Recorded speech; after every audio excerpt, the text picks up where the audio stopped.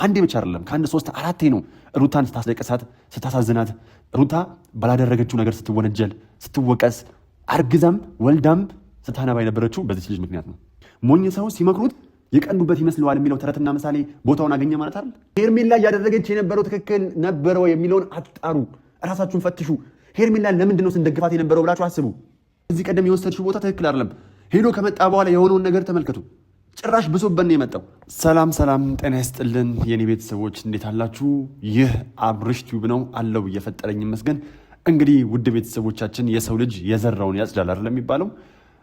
በሄርሜላም እየሆነባት ያለው ይሄ ነው። በቅድሚያ ግን ውድ ቤተሰቦቻችን ስለ አንዳንድ ነገሮች ከመነጋገራችን በፊት እንግዲህ የኔ ቻናልን ሰብስክራይብ ታደርጉልኝ ዘንድ እጠይቃችኋለሁ። የሰው ደስታ የሚያስደስታችሁ፣ የሰው እድገት የሚያስደስታችሁ እስቲ አንድ ወንድማችሁን እንዲለወጥ ሰርቶ እንዲለወጥ እንዲበረታታ የተሻለ ደረጃ ላይ እንዲደርስ የእናንተ ላይክ እና ሰብስክራይብ አስፈላጊ ነውና እባካችሁ እስካሁን እንደውም ከ10 ሺህ በላይ ይገባኝ ነበር ብዬ አስባለሁ። ምክንያቱም አንዳንድ ሰዎች በሁለት ቪዲዮ በአንድ ቪዲዮ ነው፣ እኔ ግን በጣም ብዙ ቪዲዮዎችን ለቅቅ ያለውና ስቲል 4000 ምናምን ቤት ነኝና ውድ ቤተሰቦቻችን እባካችሁ ሁላችሁም እስቲ አስደስቱኝ፣ ሰብስክራይብ በማድረግ አግዙኝ፣ አበረታቱኝ።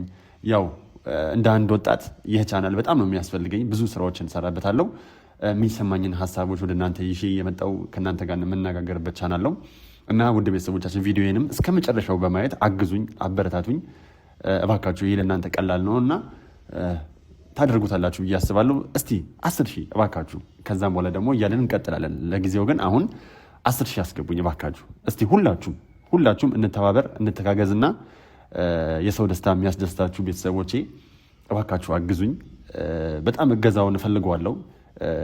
እዚህ ሚዲያ ላይ እንደመቆየቴ ዩቲዩብ ላይ ብዙ ስራዎችን እንደመስራቴ ይህ ነገር በጣም ዝቅተኛ ነው እውነት ለመናገር ማለት ነው። ከዚህ ቀደም በአብርሽና ሀሴት ታቁኛላችሁ እያስባለሁ። ነገር ግን ያው ዩቲዩብ ብዙ ጊዜ እኔ ላይ ለምን እንደሆነ አላቅም እንዴት እንደሆነ። ለማንኛውም እስቲ ቤተሰቦቻችን እስቲ የተሻለ ቻናል እንዲኖረኝ እርዱኝና ግዙኝ እና ውድ ቤተሰቦቻችን ወደ ውይይታችን እንሄዳለን። በቅድሚያ ግን አንዳንድ ቪዲዮዎችን ላሳያችሁ።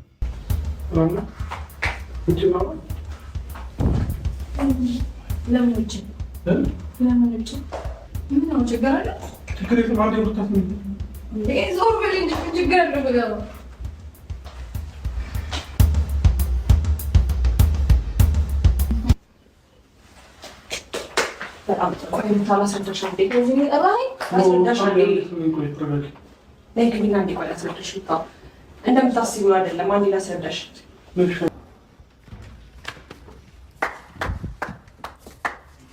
እዚህ ነው የሁሉ ስራ ወከባ የተጠቀም።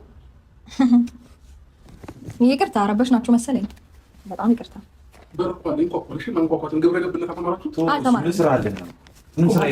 እንግዲህ ውድ ቤተሰቦቻችን ቪዲዮን እንዳያችሁት ነው የሰው ልጅ የዘራውን ያጭዳል ሲባል በሰማይም በምድርም ነው እና ደግሞ ከዚህ ቀደም ይቆየ ነበረ ምላሹን። አሁን ግን ምላሹ በዚሁ ነው እና ሁላችንም ይሄ ነገር እንደ መማሪያ መውሰድ አለብን ብዬ አስባለሁ። ሁላችንም ከዚህ ነገር ትልቅ ትምህርት እንዳገኘን ተስፋ አደርጋለሁ። ምክንያቱም የሰው ልጅ በቃ ስንዴ ከሰራ ስንዴ ያጭዳል። መቼም ስንዴ ዘርቶ በቆሎ አይጠብቅም አይደለ? ስለዚህ ሄርሜላ ላይም የደረሰባትም ትናንትና ከትናንት በስቲያም እያየነው ያለው ምንድን ነው? ከአብርሃምና ከሩታ እንዲሁም ደግሞ ከሄርሜላና ከአብርሃም ከፍቅር ወጥተን ነገሩን ብንረዳው ምንን ያሳየናል ይሄ ነገር ብለን ብንመለከተው የሰው ልጅ ምድር ላይ የዘራውን ያጭዳል። ዓለም ግዙፍ የገደል ማሚቱ ናት። ወደ ላይ የወረወርነው ደስታን ከሆነ ደስታን እናጭዳለን፣ ተመልሶ ወደኛ ይመጣል። የገደል ማሚቱ እንዴት ነው? ጮክ ብላችሁ እወድሃለሁ ብላችሁ ጮክ ብላችሁ ስትናገሩ የገደል ማሚቷ እናንተ የተናገራችሁትን በእጅ አዙር ነው መልሳ የምትመልስላችሁ። እጠልሃለሁ ብትሉም የገደል ማሚቱ በዛው ላይ እጠልሃለሁ ብሎ ነው የሚመልሰው። ስለዚህ ዓለምም ልክ እንደዚህ ግዙፍ የገደል ማሚቱ ናት። እኛ የሰራነው መልካም ከሆነ መልካም ነገር እናጭዳለን፣ መጥፎ ነገር ከሆነ መጥፎ ነገር እናጭዳለን። ለሰው ልጅ የደስታው ምንጭ ከሆንን የሰው ልጅ በህይወቱ ፈገግ እንዲል የኛ አሻራ ካለበት እኛም በተቃራኒው ፈገግ እንድንል እግዚአብሔር አምላክ ያዘጋጅልናል። ሲቀጥል ደግሞ እዚህ ምድር ላይ ማንም ሰው ያደረገው ነገር እንደ ካራማ የሚባል አለ፣ መልሶ ይደርስበታል። አሁን ከዚህ ምስል ላይ ከዚህ ቪዲዮ የተረዳነው ነገር ቢኖር ምንድን ነው? ሄርሜላ ከዚህ ቀደም አብርሃምን ሩም ውስጥ ይዛው ገብታ ብዙ ነገሮች ሲያደርጉ ነበረ። ሩታ እዚህ ጋር አይታችኋት ከሆነ እርጉዝ በነበረችበት ሰዓት ነው። ሩታ ገና ልዑልን ሳትወልድ የነበረ ቪዲዮ ነው። ቀጠለ። ሁለተኛም እንደዛው ተፈጠረ። አንዴ ብቻ አይደለም፣ ከአንድ 3-4 ነው ሩታን ስታስለቅሳት፣ ስታሳዝናት፣ ሩታ ባላደረገችው ነገር ስትወነጀል፣ ስትወቀስ፣ አርግዛም ወልዳም ስታነባ የነበረችው በዚህ ልጅ ምክንያት ነው። ሄርሜላን ደጋግመን ታይ፣ ይሄ ነገር ይቅርብሽ፣ ይሄ ነገር አያዛልቅም ስንላት ክፋት ነው የመሰላት። ክፋት በተደጋጋሚ ጊዜ ይሄ ነገር አያዋጣም፣ አይሆንም፣ በእንደዚህ አይነት መልኩ አይደለም እያለን እየነገርናት ነበር። ሞኝ ሰው ሲመክሩት የቀኑበት ይመስላል ይባላል። በቃ ሄርሜላንም ያየነው ይሄ ነው። ሞኝ ሰው ሲመክሩት የቀኑበት ይመስለዋል የሚለው ተረትና ምሳሌ ቦታውን አገኘ ማለት አይደል? ሄርሜላን ብዙ ነገር ልንላት ሞክረን ነበር። ነገር ግን የተቀናባትን የመሰላት አሊያም ደግሞ ምቀኝነት መስሏታል ማለት ነው እንጂ የበለጠ ሰውን ለማናደድ የበለጠ እንደውም ምን የሚፈጠር አብርሃምን አልለቅም ወደ ማለት ደረጃ ደረሰች። አሁንም ቢሆን ሄርሜላን በፍጹም ማመን አይቻልም። ለምን? ሄርሜላ ምንም ቢያደርግ አብርሃም ለእሷ ቅዱስ ነው። ይሄ ነገር ግን ለብዙዎቻችን መማሪያ ይሆናል ብዬ አስባለሁ። አብርሃምም ቢሆን አሁን ላይ እያሳለፈ ባለው ህይወት ደስተኛ ነው ብላችሁ ታስባላችሁ? አሁን እየገጠመው ባለው ነገር ደስተኛ ነው ብላችሁ ታስባላችሁ? አሁን እየሆነበት ባለው ነገር ደስተኛ ነው ብላችሁ ታስባላችሁ? የፈለገ ዝና ቢመጣ፣ የፈለገ ሀብት ቢመጣ፣ የፈለገ ገንዘብ ቢከማች ደስታ ከሌለው ያ ነገር እኛን የማያስደስት ከሆነ ምን ጥያቄ የለውም፣ ምንም ስሜት አይሰጥም። አሁን ላይ አብርሃም ላይ እየሆነበት ያለው ሄርሜላም ላይ እየሆነባቸው ያለው ይሄ ነው።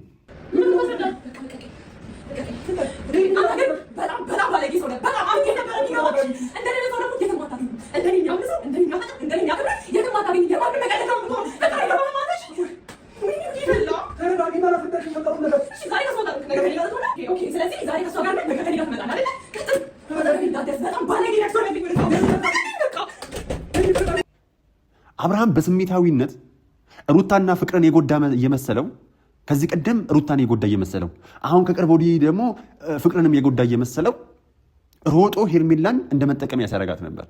ሄርሜላ ግን ይሄ ነገር አልገባትም።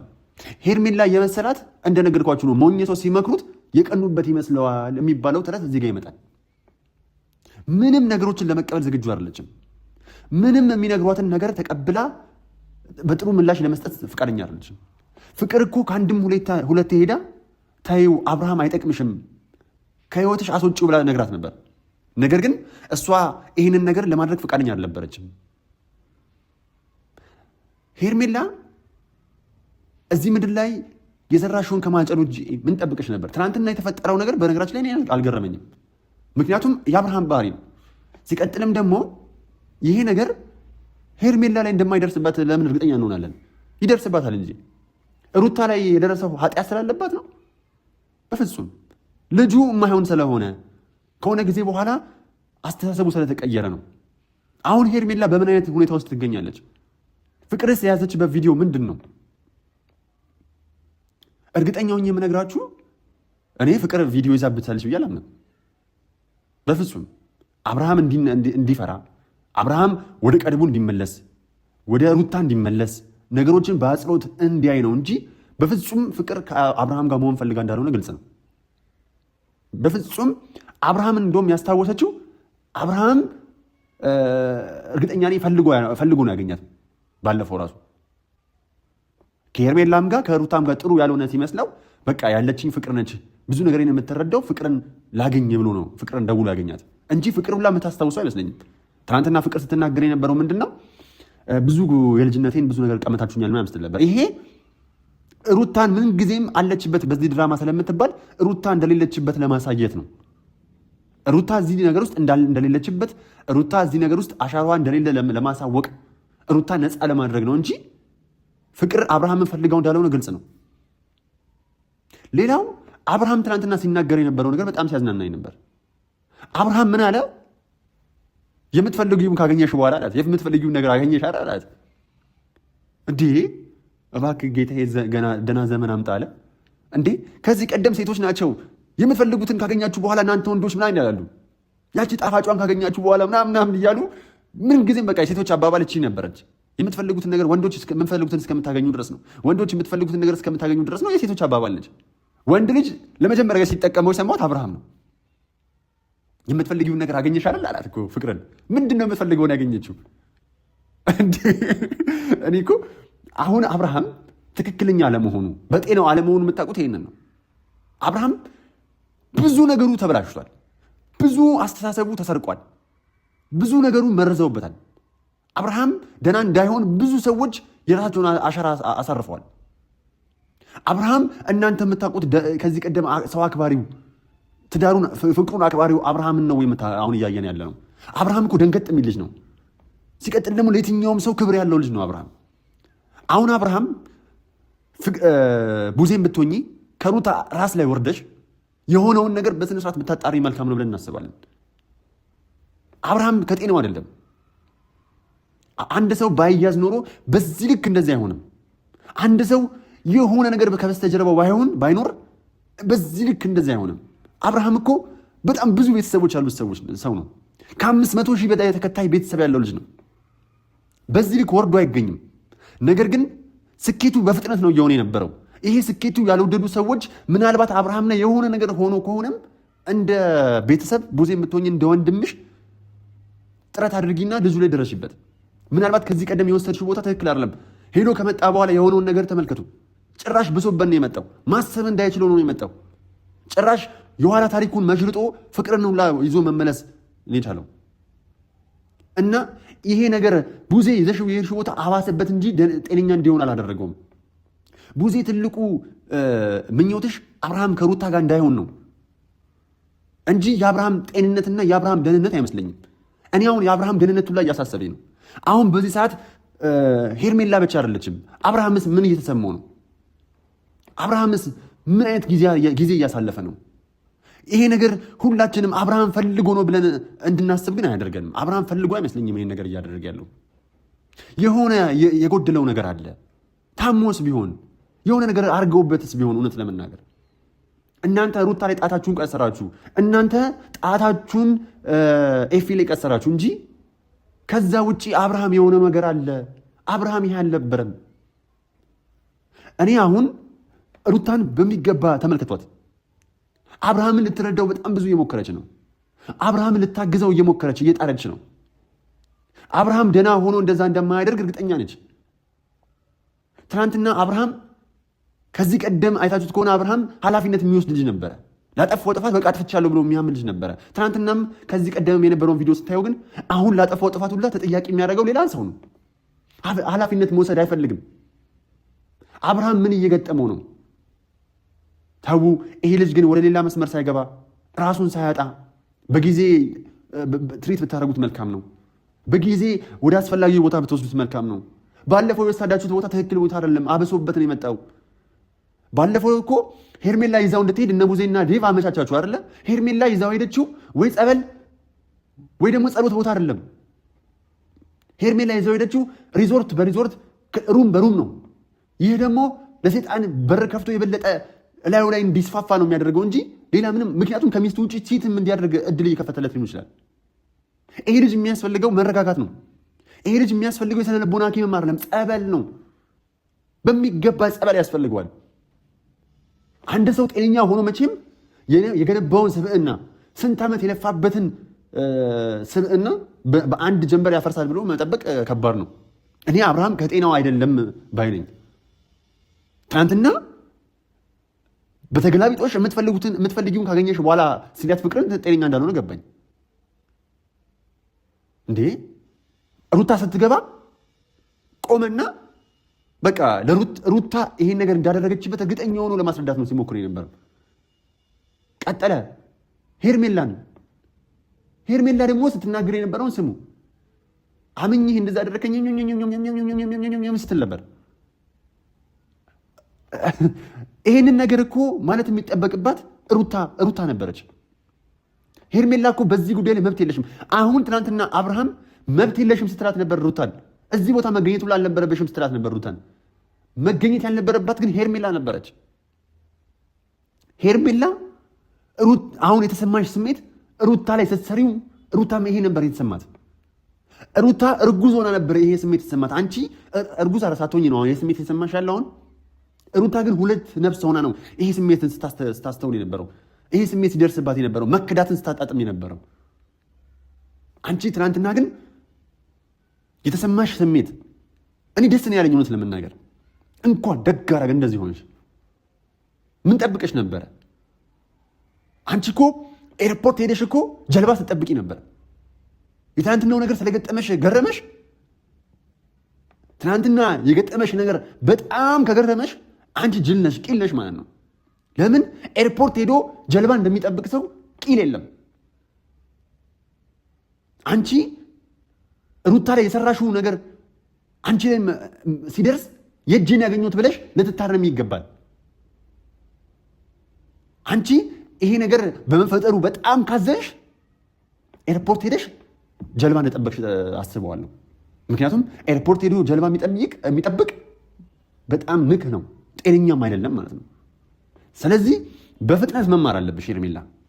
ይሄ ሁሉ ሰው ሄርሜላ ታይ ዝሙት ነው፣ በሰው ትዳር መሃል አይገባም፣ ይቅርብሽ፣ እፉ ነው ሲሉሽ፣ አንቺ ግን ጭራሽ ፕሮማክስ እያራሹ እያባባሽን የመጣሽው። አየሽዋ የእጅሽን ትናንትና ያገኘሽውን የእጅሽን አገኘሽ። ሩታ ደምን ባታለቅስ እንደዚህ መስዋዕትነት ከፍላ አብርሃም ምንም ባልነበረው ሰዓት አብራው ሆና አብርሃም ምንም በነበረ ሰዓት ወደ ተጨባጭ ነገር የቀየረችው አብርሃም የገነባውን ቤተሰብ አብራ የገነባችውን ልጅ አብርሃም ለደረሰበት ስኬት አብራ የነበረችውን ልጅ አስቀይመሽ አብርሃም ከጤናው እንኳን ሳይሆን ቀርቶ ከአንቺ ጋር ቢሆን የሆነ ነገር ገጥሞት ከአንቺ ጋር እንኳን ቢሆን ተው ልትዩ ነበር የሚገባው። አንቺ ግን የበልጥ ወደ አንቺ እንዲሳብ ሩታ እንድትጠላ ብዙ ነገሮች ስታደርጊ ነበረ። ይሄ ነገር አልበጀሽም። አንቺን መልሶ እኮ አስለቀሰሽ። አንቺን መልሶ አስነባሽ። ከዚህ ነገር ግን የሄርሜላ ደጋፊዎች ሄርሜላን ጎበዝ በርቺ ስትሏት የነበሩ ሰዎች እናንተም ገና ትከፍሉበታላችሁ። በነገራችን ላይ በመጥፎ ነገር ተባባሪ የሆነ ሁላ ዋጋ ይከፍላል። በመጥፎ ነገር ተባባሪ የሆነ ሁላ፣ ያበረታታ ሁላ፣ ግፊበት ግፋበት ያለ ሁላ ሩታ ላነባችሁ የእያንዳንዷ ዘለላ ዋጋ ትከፍላላችሁ ስላችሁ በምክንያት ነው። ሩታ ለደረሰባት ልዑል ለደረሰበት ለእያንዳንዱ ነገር ዋጋ ትከፍላላችሁ። ገና ጅማሩ ነው። ሄርሜላ የዘራችሁን ማጨድ ጀምራለች።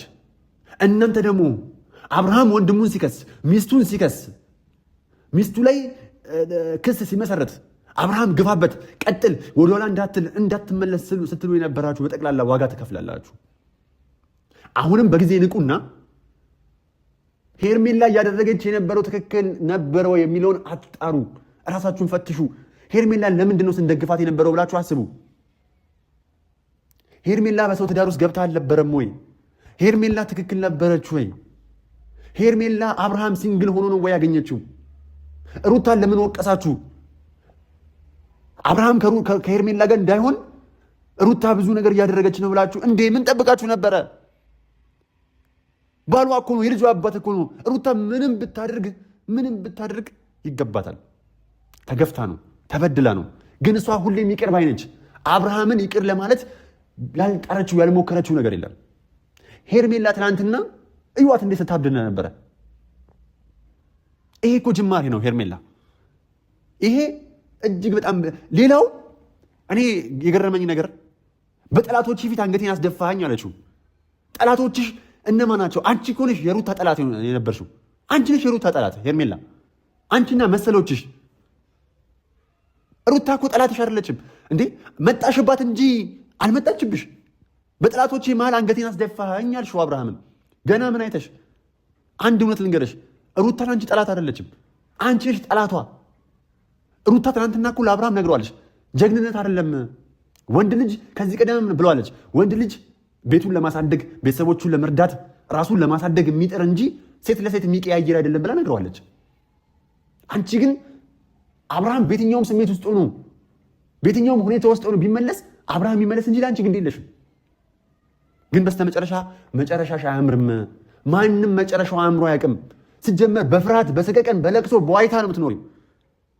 ሁሌም እንደባነንሽ ነው የምትኖሪው። የዳክዬ እንቅልፍ ነው የምትተኝው።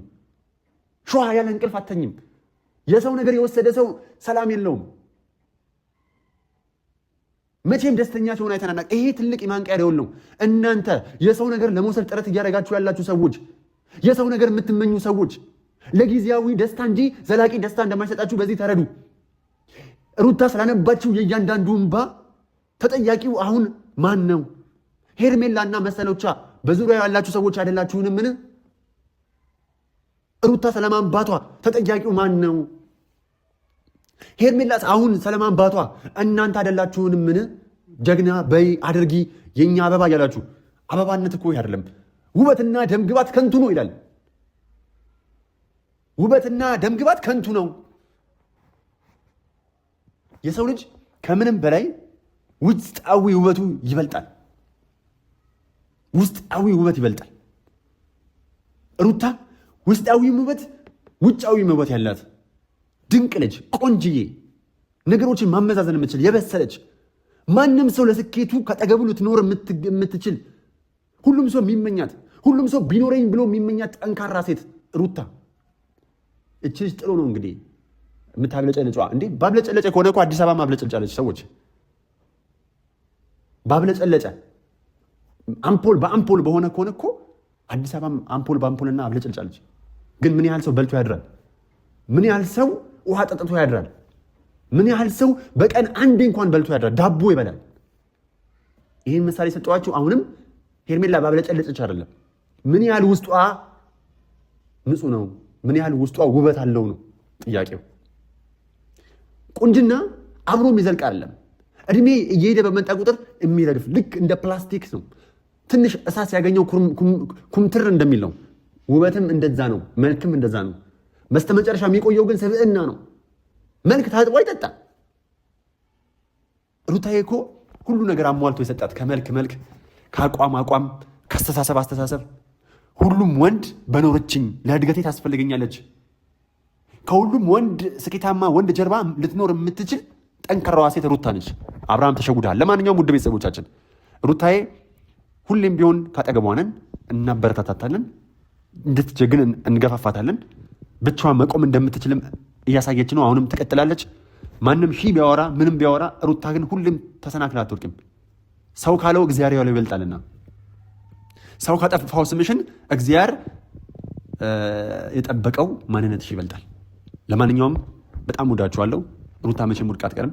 ሄርሜላ ማንባቷ ይቀጥላል። ገና ታዝናለች። በጊዜ ነቅታ ይሄ ነገር ይብቃኝ ብላ ከጨዋታው ካልወጣች። ለማንኛውም በጣም ወዳችኋለሁ። ሁላችሁም እንደነገርኳችሁ ሰብስክራይብ አድርጉልኝ እባካችሁ፣ አግዙኝ። እኔም ደግሞ የተሻለ ደረጃ መድረስ እፈልጋለሁ። በጣም ወዳችኋለሁ። ፍቅር ያሸንፋል። ዋላፍ